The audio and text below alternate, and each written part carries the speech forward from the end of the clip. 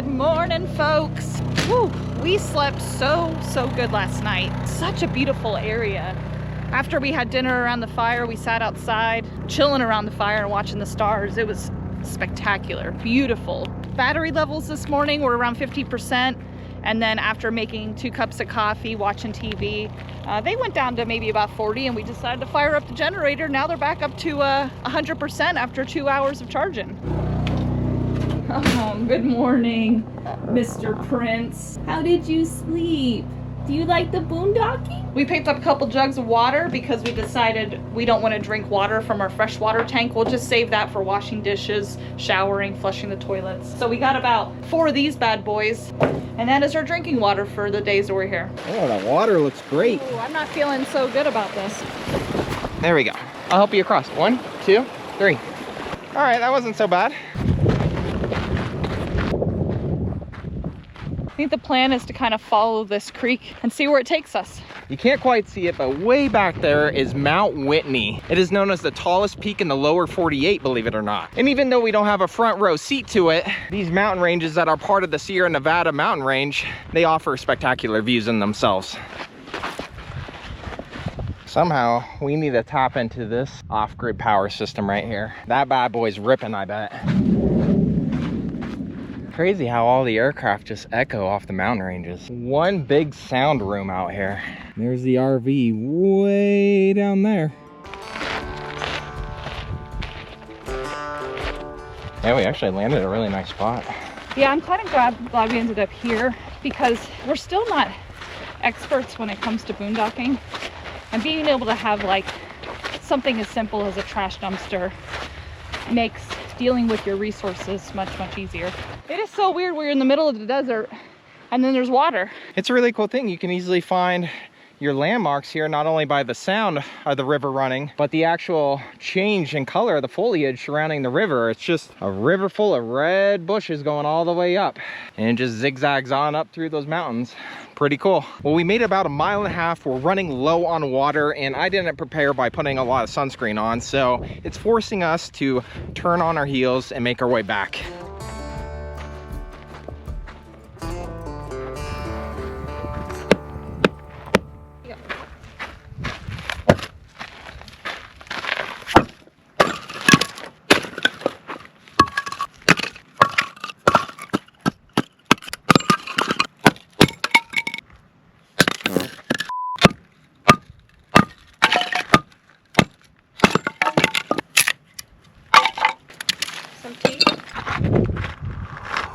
Hot tea is so good out here. It's peppermint. Warms you right up.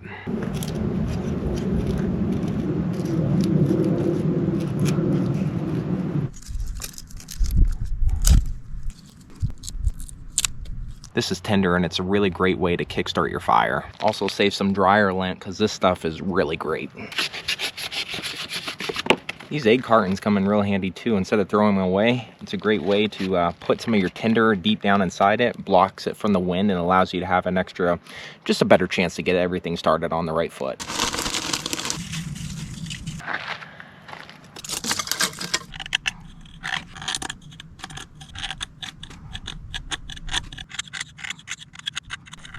It's a back killer and a workout, but I just like learning this for fun. It just kind of gives a little new thrill to making a fire, you know what I mean? There's all my starter. Sometimes it's a hit, sometimes it's a miss. Let's see how this plays out.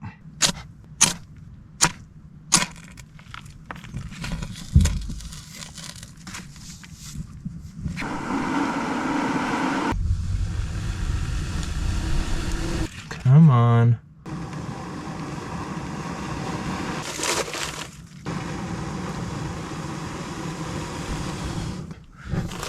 Oh, finally, there we go. That took a lot. Start off with the small stuff here and then work our way up to that bigger stuff. Barely made it happen with that one. Whew. That took some work. I'm okay. Remember, heat, fuel, and oxygen are the 3 key ingredients you need to make a fire.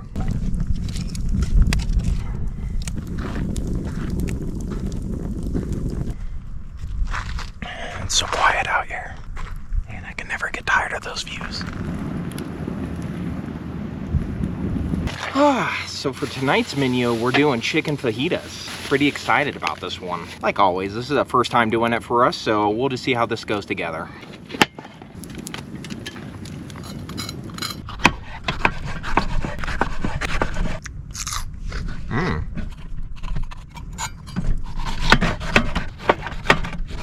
I ended up buying this off of Amazon. You got a griddle portion, and you got the grill portion here. We're gonna give this a go tonight, see how well this works out. Just like a cast iron, I'm gonna have to go ahead and season this first before we start cooking on it. And then we're gonna allow that to get extremely hot, pour some oil over it, let it really bake in there, and get some of that stuff from the factory burned off before we start cooking on top of it.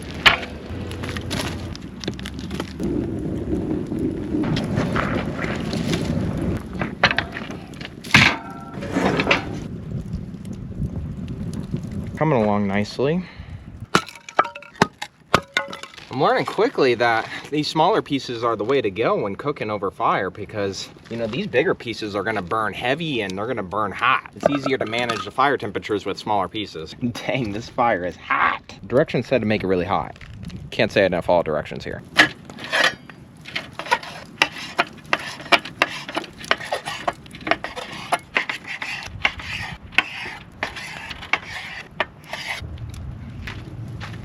An even layer, and then it'll just, like, I wish this was a little more up and even, you know. Oh, nice.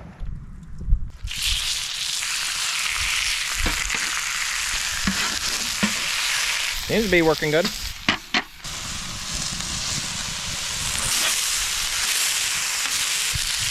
A little more oil never hurt anyone. Someone said the best way to season a pan is just cook on it a lot. Hey, you're doing good. Fajitas are coming along nicely. Is that homemade? Yes. Great. I put it in here just, I didn't want to brag too much. What do you think? You getting hungry? I am. Now that I could smell the food. I think we could live here. Wait, we are living here.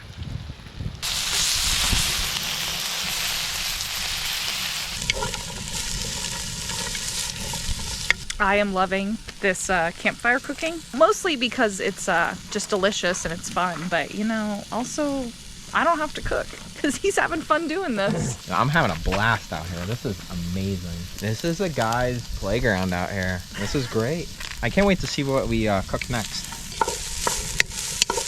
Whenever we got rid of our Blackstone, I also got rid of all of our scrapers and spatulas that you use for it. So here's our solution to scraping off our skillet here. Hey, if it gets the job done. Coming along great, actually. What's the saying? It ain't stupid if it works, right? That's right. You know what real men do, though? They use that to, like, floss their teeth. I'm doing that later tonight. Okay. Well, I was hoping to have this done before it was dark, but hey, you can't have it all. You can't have your cake and eat it too. Ooh. What if I just like missed it all, just went right in the fire?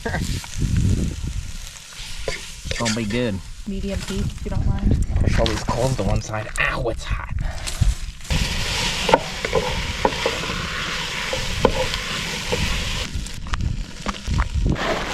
All right, she's coming off.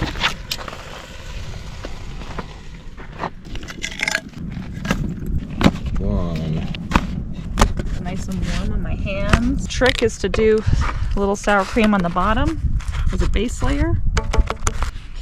You gonna put some of this on here? I think so. A little bit of red sauce. Oh yeah, that's the good stuff. Ooh, and then some extra sour cream. I'm gonna put that on the side. Teamwork makes the dream work. All right. That was a good one. So good. These are amazing. They legit are so good. All done? Oh yeah, I'll do this. Oh, fantastic. That was really good. Let's do those again soon, but obviously we're trying something new next time. What's next? We don't know.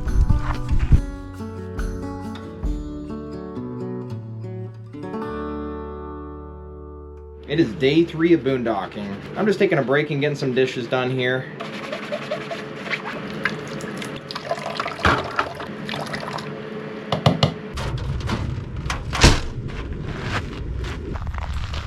This weather has been absolutely incredible for us to boondock the past couple days. Highs in the 60s and the lowest it gets is like somewhere in the 40s. I think it also has to do with the way we're parked. Our big windows that get most of the sunlight when it is hot are facing the north.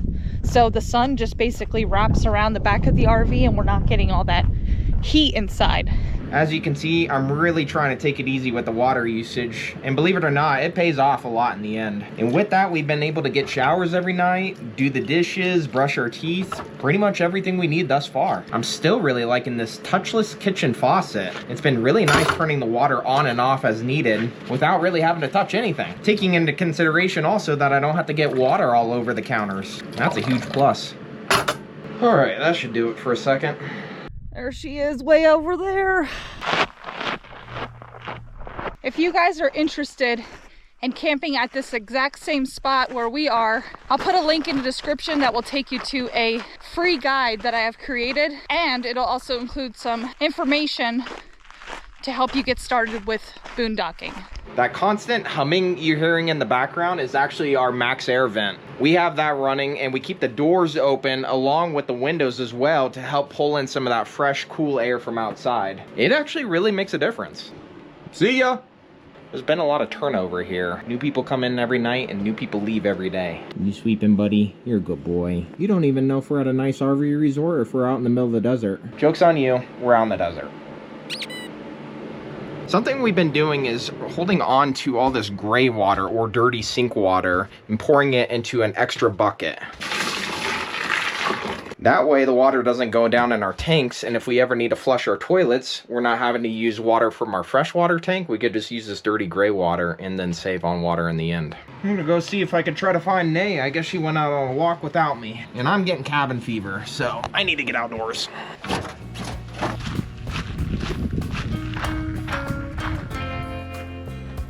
I'm looking out, and she is way out there. When she says she's going for a walk, I guess she ain't kidding around.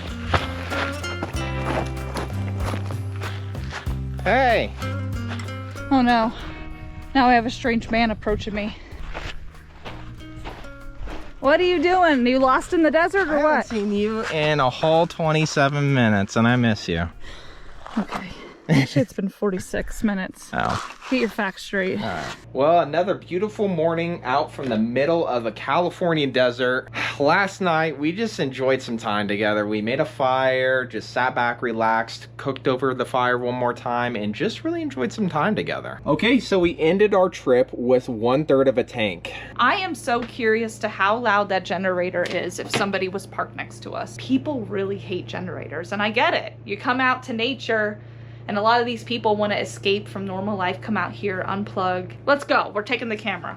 I guess we're going on an adventure. We so enjoy having you guys along for the journey. It is worth every minute just being able to spend some time with you guys. Nice hiking attire. Our neighbors were sitting right here trying to enjoy a campfire. You can hear it, but it's not overbearing. That's kind of about what I would expect if I were to hear people talking over there. Okay, I feel better about running it. We personally try to never turn our generator on before 9 o'clock in the morning.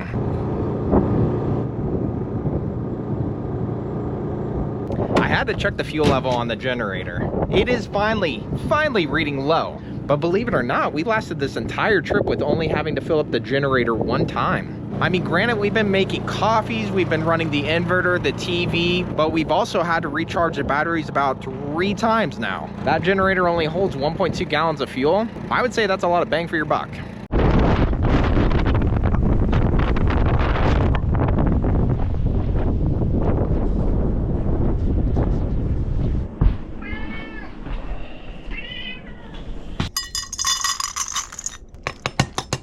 Oh, last night was a rough one. These wind gusts are relentless. These wind gusts have to be at least 40 miles an hour. This whole valley is like a wind tunnel out here. It just encourages more and more wind.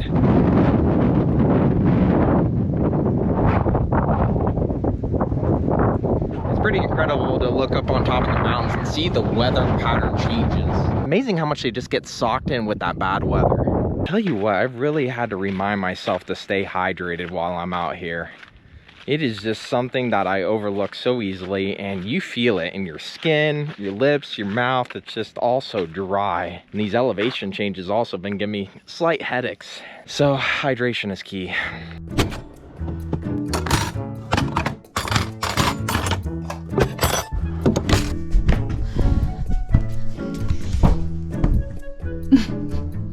Are you excited? I think the worst we're gonna experience today is like 40 to 45 mile per hour gusts. What? Yeah.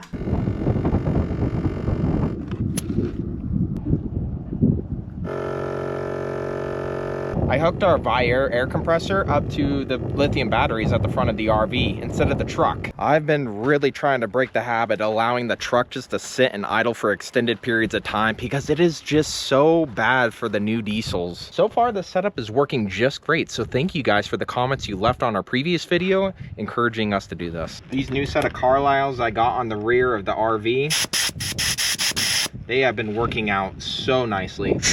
All in all, I would say I favored them a lot more than the Westlake tires, but the Westlakes have got us by just fine over the past 7 years of full timing.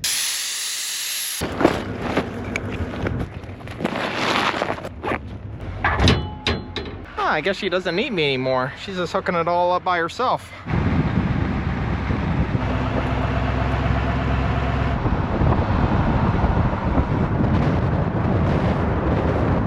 You know, I just saw a sign that said something about trailers over 30 feet. Use caution when going from this place to this place. So I don't really know if this is a good idea we take our big rig down this road, but we're gonna find out together.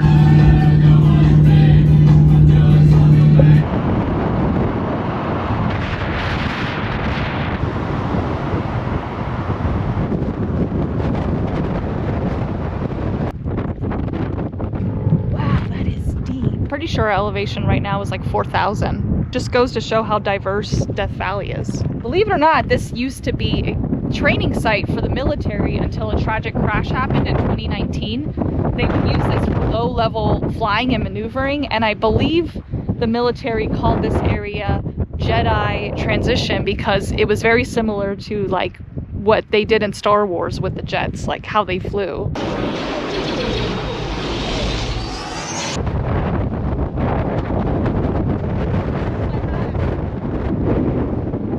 You know what's fun is this is our second time being in Death Valley National Park, and the first time was when we first hit the road back in 2017. We have a picture where we parked in the same exact spot here. So Dee is back towing something different.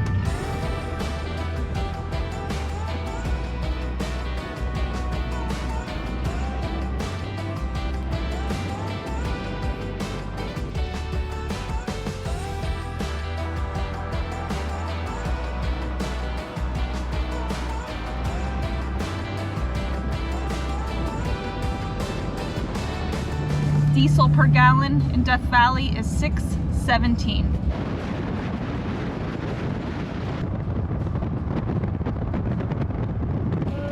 Hey, how's it going? We do have water though, at least? Yeah. Okay. Wait, good. What about electricity? No electricity. There's a power outage here. Oh no, no electricity. I mean, it's not a nice thing, but it's like when the power does go out in the campground and everyone was expecting to have electricity, it kind of becomes like, okay, everyone's gonna have their generators out. It's a communal thing. Nobody's upset about it. Death Valley with no electricity. Crazy, they didn't warn us. A little hack that I overlooked for the longest time is if you're in a spot that seems to be very sunny and hot, try to hide as much of your hose as you can in the shade, especially utilizing the space underneath your RV here. It's a great way to keep that from being directly exposed to the sun. Trust me when I say, sometimes hot water is not hard to come by, especially with that sun beating down on it. So we're here.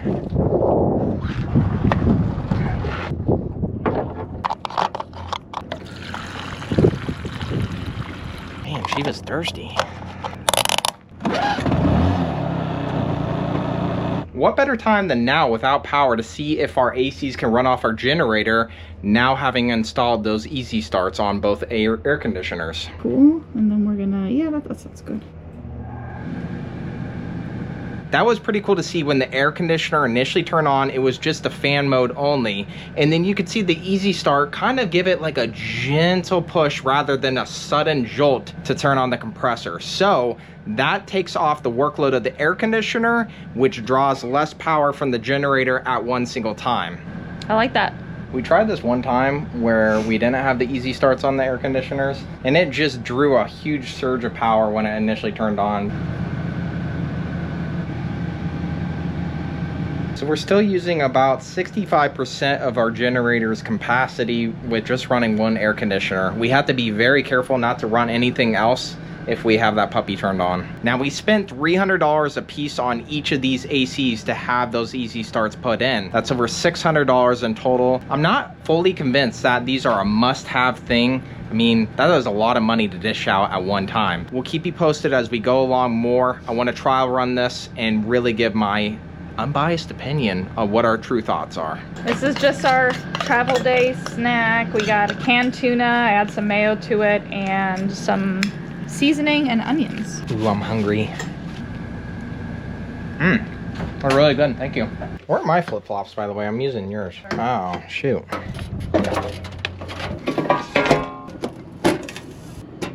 Looks like we have power back. This is cool. It came with our multimeter, and you plug this into like a 110 outlet, and it allows you to know if you have like an open ground, an open neutral, open hot, or if you have correct wiring. Well, instead of unplugging from the generator like I did to test if we have power, I just plugged this in and said it's on and we have correct wiring. So that must mean the power's back on.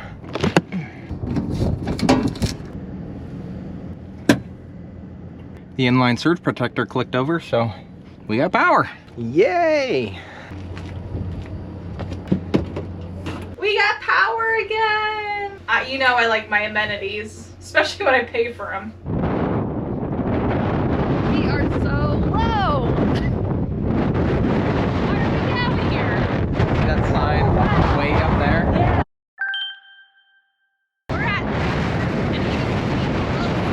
Mount Whitney is 85 miles away, and that is the highest point in the lower 48 of North America. Such a short distance between the lowest point and the highest.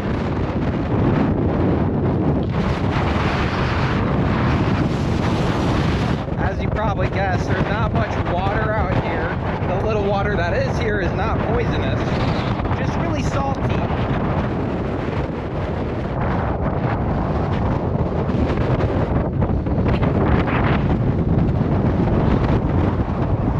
Man, I don't know about you, but that blew me away.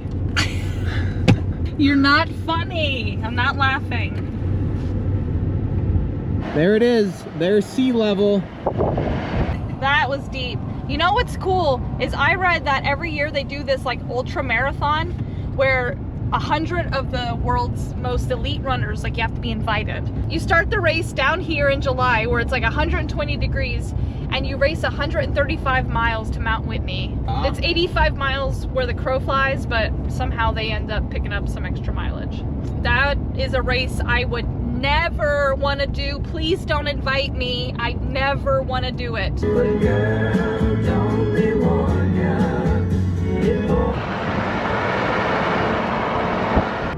I believe that place back there was called the Inn at Death Valley. The really cool part is I guess presidents have stayed there in the past, NASA scientists, and even some famous actors and actresses. Who would have guessed they came all the way out here to enjoy a nice getaway? If you enjoyed this video, head on over to HappilyEverHanks YouTube channel where you'll find hundreds of videos with unforgettable stories you won't want to miss. Subscribe and tap the bell so you'll always be the first to see our latest adventures. Thank you for all your love and support. See you on the next one.